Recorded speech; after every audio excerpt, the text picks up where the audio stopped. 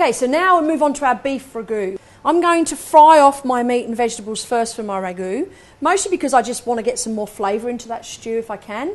Some slow cookers on the market today have a browning setting, just like my pressure cooker did. So that way you can fry the meat first and then switch it to slow cook, and then you get that extra benefit of the extra flavour from the meat and vegetables. Just a little splash of oil, not too much. I'm using a non-stick pan, but I do want to fry the meat first so I can set the colours, the flavours and also the shape of the meat. So let's take a little bit of our diced chuck steak. As I said, chuck steak or blade makes a fabulous piece of meat for slow cooking, as does shoulder, which is blade in beef, but shoulder of lamb is perfect as well. And also you could use topside, and if all else fails you can use rump, but it is a little bit too expensive for this dish. We're trying to keep economy of cost but also maximum flavour, so those different older cuts of meat, those styles of secondary meats are perfect for us in this one, and they're cheaper. So I'm just going to get that meat frying away in the pan.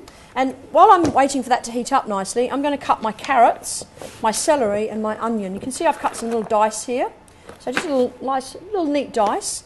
Bearing in mind that we're going to stew this or slow cook this for about 4 or 5 hours, or as I said, pressure cook in about 10 minutes. In the oven it takes about 2 hours. So we don't want our vegetables too small because that way they're going to break up. What I suggest you do is cut your carrot in half, cut in half again, cut in quarter, and then just dice easy, like that. I'm sure you can do that, it's pretty simple, right? And if the carrot is small, you don't need to cut it in half again, you just cut it just like that. So I say dice, but basically small pieces that are all even in size is what you want for this stew. With the celery, I'll probably cut that down in half again, and possibly even one more because it's quite big, and then cut those into nice little dices again. But just be careful. One thing I will say to you, it's not so much about the shape, it's the size. You've got to make sure that all the vegetables are the same size. Likewise the meat, because if not, one piece of meat will be cooked, one piece of meat will be tough. The same with vegetables. Now with onions you can afford to go a bit bolder, cut those a little bit bigger, go maybe 4 or 5 cuts across, and then 1 cut down, and then flip him over and cut one safe at the end. Now the reason I can cut that a bit chunkier is because the onion's going to break up, and I pretty much need nice big pieces of onion to match the celery and carrot that I have there. So the other beautiful ingredients in this one are going to include some Italian herbs and also some beef stock and some crushed tomatoes. Okay, so I've got the frying pan on, a tiny little bit of vegetable oil. I'm just going to add my diced meat now to a hot pan. Hear that sizzle? I'm going to just fry it up a little bit first just to set the colours and flavours in. And honestly, you'll find that you'll get a beautiful flavour from your slow cooker if you do this. But likewise, you can just pop it all in the pan, the slow cooking pan, put all the ingredients in, shut the lid and turn it on for 6 hours. My sister does it all the time and the boys love it, her husband loves it. So, you know, if you're time poor, you can do it a quicker way than this. I just tend to like to do this old-fashioned way of frying the meat first. All right, just while I'm frying the meat, I'm going to crush myself up a little bit of garlic. Just flatten the garlic on the ball with your knife and just with the blade away from you so you're not cutting yourself, just give it a bit of a squash and then just run a knife over. Put a little bit of garlic in here, it'll be beautiful. I'm going to use garlic and bay leaves on this one and a little bit of Italian herbs as well. Just a nice little chop of garlic there, not too small. We don't want that to burn when we fry it up a bit. Perfect. Alrighty. Basically I'm just going to get that to seal, and once that's sealed I'm going to pop that in the slow cooker with all the veg. I've got my carrots, my celery, my onions and a couple of bay leaves. I'm also going to use a little bit of my Italian herb mix there as well. So once that's all fried up and sealed, pop a little few Italian herbs on that while that's just frying there.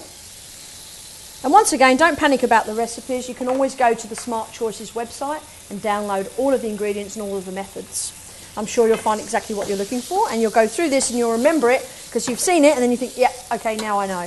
So with this one, as much flavour as you can going in at the beginning, and then the process of slow cooking is a process of stewing, which pretty much changes the meat texture so it's more palatable, it's tender, and bags of flavour goes into the sauce. So I want to try and keep all that into the pan if we can. So now that's sealed nicely, we're going to pop that into our slow cooker with all the juices as well. We don't want to lose any of that. So we're not losing any of that lovely juice at the beginning. Just turn my stove off. I'll pop my garlic in there now. Couple of bay leaves, fresh is best, but you know what? You can get dried bay leaves in the supermarket and they're just as good. So fresh is always best, of course. Pop those in, add your diced carrots in there, your beautiful diced celery that you've already cut up, Lots of lovely flavours and some diced onions, good couple of handfuls of onions going in there. Now the liquid, we all need a bit of liquid in the stews. The meat's not going to slow cook on its own. We need liquid around it so it's moist while it's cooking. I'm going to add a little bit of crushed tomatoes and a little bit of beef stock. Now I'm using convenience beef stock, so I figure not all of you are going to be making an 8-hour beef stock in your kitchen, and that's fair enough. I don't even do that at home either. So buy a low sodium stock, and if you're frightened about whether it's got a lot of salt in it, just use some water, it's fine. Okay, a little bit of paprika in there for colour as well. Just mix that through. And a whole can of tomatoes going in the slow cooker. And then a little bit of stock, but if you're not sure about whether you've got fresh stock or whether you want to use any kind of stock, you could just use water. If you're going to use stock, use one with low salt. So just swill out the can of tomatoes, get the extra little bit of tomatoes that's in there, pop it in, or alternately you can just use water, it's fine. Just need a little bit of extra moisture in there, just stir that round, beautiful. And pop the lid on and have a cup of tea, put your feet up because it's going to take 4 to 6 hours in the slow cooker, so get this one on early, girls and boys. Okay, so let's have a look at how our ragu is doing. It's been cooking away there in our slow cooker for around about 4 or 5 hours. Just make sure that the meat is tender, that's the most important thing. Like I said before, if the meat is tender, then you know that the carrots and the celery and the onions are going to be tender as well. Oh yeah, beautiful. Oh, it's a lovely taste of Italy in there, a little Italian herbs and some garlic and tomatoes. Beautiful. Pop a little bit of seasoning in at the end. You're only going to get the real taste at the end of the cooking process. So I suggest you cook it all with a very small amount of seasoning and then just adjust it at the end, like with everything. Beautiful. Okay. What we're going to do is serve this one up with a little bit of buttered pasta, so we get a little bit of carbohydrate into our lunch as well. I've got some fettuccine here.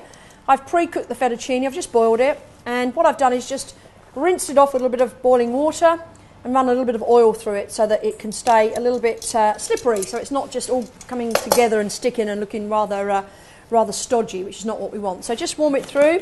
A little bit of oil, it's great, as I said. Pop a little bit of this lovely ragu, and it's fabulous. It's got all the colour still there, the tomatoes, the carrots are still bright orange, got the celery and the onions in there, making this an absolute flavour-punching dish for lunch. The kids are going to love this. It's made with love. So not only has it got beautiful ingredients, we've made it with a bit of love. And we love our tuck shops, right? So hopefully the kids are going to absolutely love this. So pop the lid on.